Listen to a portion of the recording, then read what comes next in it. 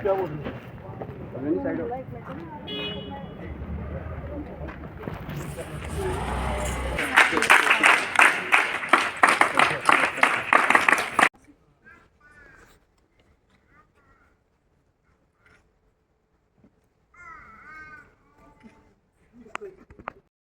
को अपने तरीके से तराजू पर तोलने की आदत चाहिए, तभी मैं आगे बढ़ पाऊंगा। दादा और पिताजी का उदाहरण यानी पिछली पीढ़ियों ने जो भी किया है उस पर फिर से मुझे सोच विचार करना चाहिए। प्लेटो की सोच पे अरस्तु को अगर प्रश्न चिन्ह लगाने की आदत नहीं, और जब ज्ञान एकत्रित होने लगता है उसके बाद जब हम ज्ञान पर चिंतन करते हैं तो विवेक सामने आता है, और जब विवेक सामने आता है तो एक ऐसी सिचुएशन आ जाती है जब हम अपने आप से मुक्त हो जाते हैं। जब मैं हिंदू नहीं रहता, ठाकुर नहीं रहता, पंचारी का नहीं रहता, कुछ नहीं रहता, मैं एक न्यूट्रल आदमी, तटस्थ आदमी हो जाता। तटस्थ होकर पूरी दुनिया को देखता हूँ, कौन ठीक है कौन गलत है, पूरे इतिहास को फिर से खंगालता हूँ, कौन सी चीज़ सही है कौन सी चीज़ गलत है। तब ही मैं एक पढ़ा लिखा गिना जाऊँगा, नहीं तो किताबें दीमक भी चाट जाता है, उसे पढ़ा लिखा कोई नहीं गिनता। किताबें चाटने का कोई लाभ नहीं। उन चीज़ों पर चिंतन करके एक नए सिरे से हर एक चीज़ को, ये नहीं कि मेरे दादाजी ने कहा फिर मेरे पिताजी ने भी ऐसा ही कहा तो मुझे भी यही कहना है, ऐसा नहीं होना चाहिए। मेरे दादाजी ने, मेरे पिताजी ने कोशिश की कि मैं पढ़ूं। अगर आज पूरा विश्व जहां बारूद के ढेर पर खड़ा है, जंग हर तरफ जंग है और लोग बंटे हुए हैं धर्मों में, जातियों में, प्रांतों में, भाषाओं में, देशों में, ये सब संकुचित सोचें हैं। इससे ऊपर उठती है कला। कलाकार चाहे नीदरलैंड का हो, ऑस्ट्रेलिया का हो, भारत का हो, जब वो अपनी कला का प्रदर्शन करता है तो सब तालियां बजाते हैं। कला जोड़ती है इंसानों को ही नहीं, जब कोयल बोलती है तो भी हम कहते हैं बहुत अच्छा बोल रही है। कला सबको जोड़ती है, तो कला का होना बहुत ज़रूरी है प्यारे बच्चों। और जो अध्यापक यहाँ बैठे हैं उनसे भी मैं अनुरोध करूँगा कि अपने स्कूल में कला को प्रोत्साहित करें। एक अच्छा कलाकार अच्छा विद्यार्थी भी होता है, एक अच्छा पढ़ा लिखा इंसान बनता है और समाज के लिए काम करता है।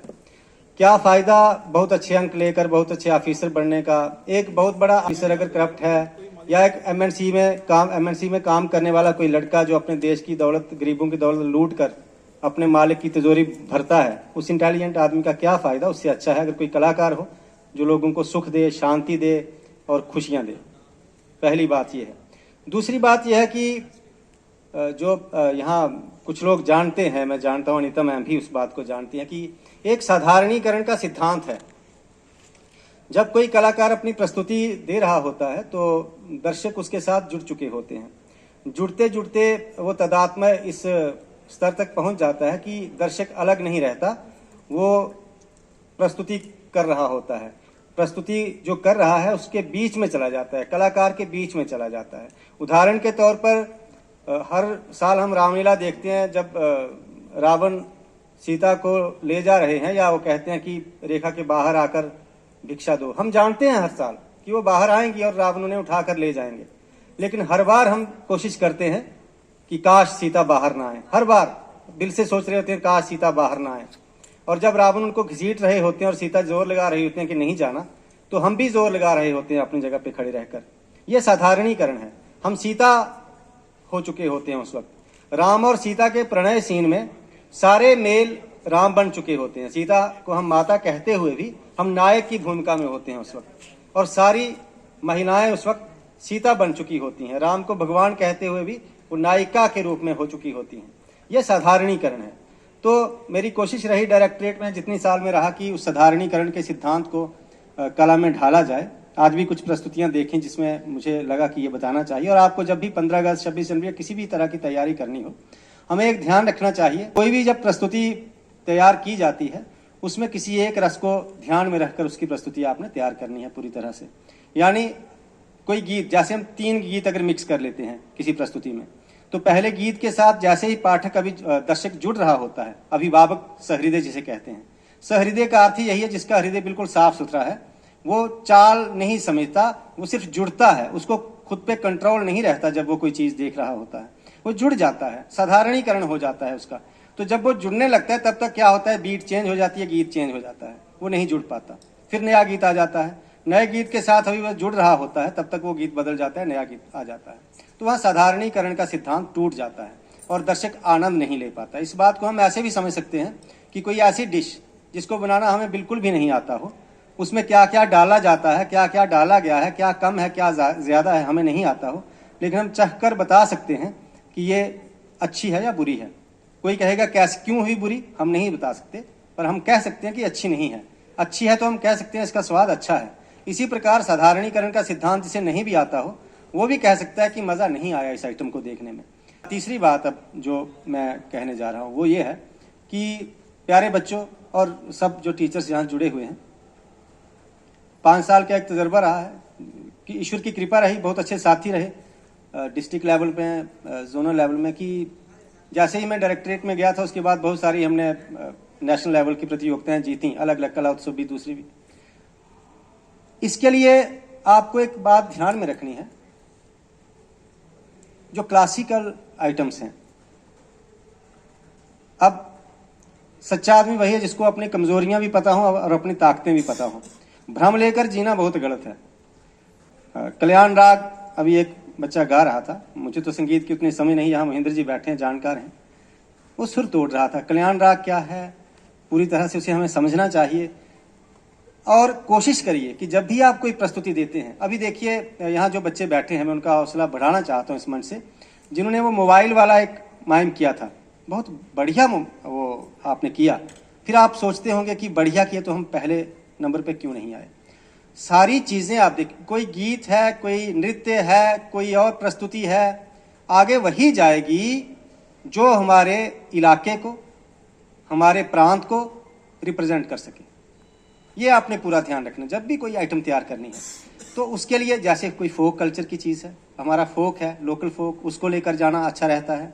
हमारी भाषाएं हैं, कश्मीरी है, डोगरी है, गोजरी है, जो भाषाएं हैं, पाडरी है, कई भाषाएं हैं, 7-8 भाषाएं, बहुत ऊंची भाषाएं, भद्रवाही है हमारे जम्मू की। तो उन चीज़ों को लेकर आगे जाना बहुत अच्छा रहता है। और जो ये आइटम जो फर्स्ट आई है, अब 3 जज तो अलग अलग बैठे हैं, कोई सलाह तो उन्होंने की नहीं, जो फर्स्ट आइटम आई थी ड्रामा वाली, उसमें एक ऐसा किरदार था जिसके बारे में हम भी बहुत कम जानते थे। अब जम्मू की वो प्रस्तुति जब बाहर जाएगी तो जम्मू का सर ऊंचा होगा। और अगर हम क्लासिकल लेकर जाते हैं, बाय द वे आप सोचिए, यहाँ तो चलिए, यहाँ तो देख लिया, जैसे भी देख लिया, वही प्रस्तुति बहुत अच्छी भी हो, तो जब हम दिल्ली के मंच पे या जहाँ भी कला उत्सव हो रहा हो, वहाँ उस चीज़ को किस प्रकार दूसरे लोगों का मुकाबला कर सकते हैं, जहाँ बचपन से ही, पहले तो माँ ही क्लासिकल जानती है अच्छे तरीके से, बाप ही अच्छे तरीके से क्लासिकल जानता है। और महकमा तालीम की जानिब से आज रियासी के मिनी सेक्रेटरीट के ऑडिटोरियम हॉल में जिला सतह के आर्ट फेस्टिवल का इनेकाद किया गया। शिरकत की है। आर्ट फेस्टिवल में तलबा ने अपनी सलाहियतों के जोहर दिखाए हैं।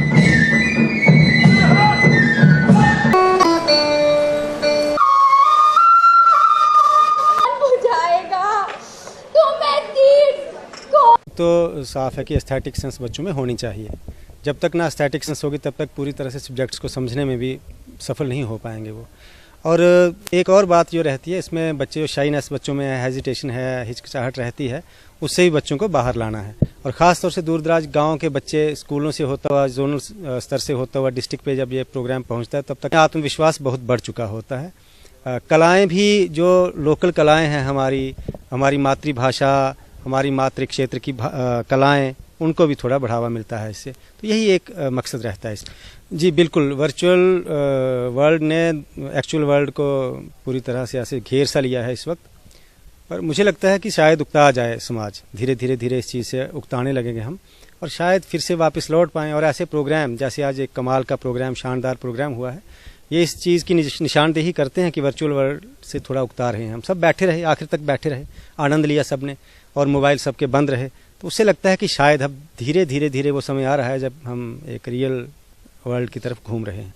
नहीं, उस प्रकार से देखिए, ऐसी बात नहीं है। तकनीक ने या इस मोबाइल ने बहुत कुछ दिया भी है हमें, सदुपयोग की बात होनी चाहिए, है ना।